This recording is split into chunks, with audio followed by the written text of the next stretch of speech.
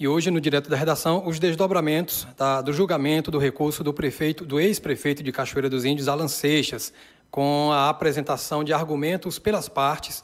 O Supremo Tribunal Federal iniciou, na sessão desta quarta-feira, a análise de uma ação que discute se a substituição do chefe do Poder Executivo por breve período, em razão de decisão judicial, é causa legítima de inelegibilidade para um mandato consecutivo.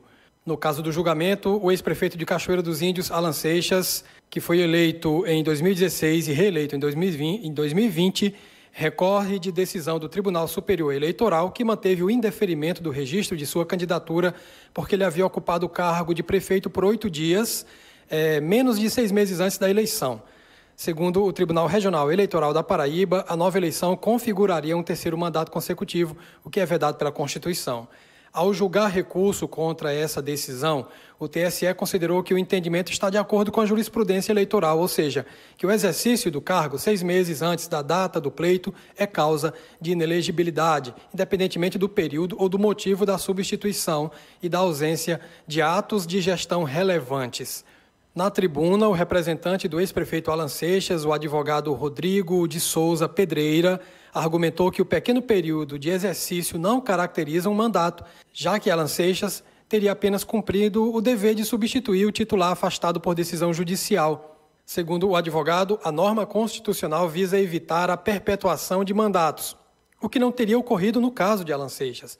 Ele alegou ainda que nos 8 dias em que Alan Seixas ocupou o cargo de prefeito, substituindo o prefeito então afastado, ele não teria assinado atos que o beneficiassem na eleição, como, por exemplo, entrega de obras, lançamento de algum programa social, etc.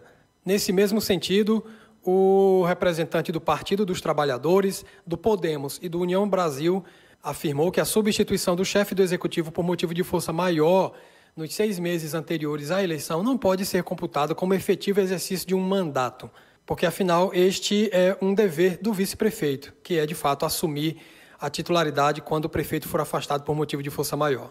Bom, o julgamento ele continuará em uma data que ainda vai ser agendada pelo presidente do Supremo Tribunal Federal, o ministro Luiz Roberto Barroso, que, por sinal, já votou a favor da inelegibilidade em casos como esse, quando ele estava no TSE. Vamos agora ouvir um trechinho da introdução do relator do processo, que é o ministro Nunes Marques, um trechinho do presidente do STF, ministro Luiz Roberto Barroso, e um trecho da defesa de Alan Seixas, feita pelo advogado Rodrigo de Souza Pedreira. Trata-se de recurso extraordinário, com repercussão geral reconhecida, tema 1229, interposto por Alan Seixas de Souza, com fundamento no artigo 102, inciso 3 alineado, à Constituição Federal, contra acórdão do Tribunal Superior Eleitoral, assim resumido. Portanto, como bem expôs o eminente relator, está aqui em discussão saber se a substituição do titular da chefia do Poder Executivo por breve período, em virtude de decisão judicial, é causa legítima da inelegibilidade. Tivemos esse debate, ministro Alexandre, no Tribunal Superior Eleitoral, em que nós dois concordamos com a tese. Apenas divergimos, Vossa Excelência aplicava imediatamente e eu aplicava na eleição seguinte, considerando que havia anualidade. No caso dos autos, o ora recorrente, senhor Alan Seixas dos Santos, foi reeleito o cargo de prefeito do município de Cachoeira dos Índios, Paraíba. O senhor Alan foi reeleito nas eleições de 2020, com mais de 52% dos votos, mais de 3 mil votos. O senhor Alan foi eleito ao cargo de vice-prefeito em 2012, prefeito em 2016 e novamente prefeito em 2020. Ocorre que no primeiro mandato em que ele foi eleito para o cargo de vice-prefeito, ele exerceu a chefia do Poder Executivo local por 8 dias, em virtude de uma determinação judicial.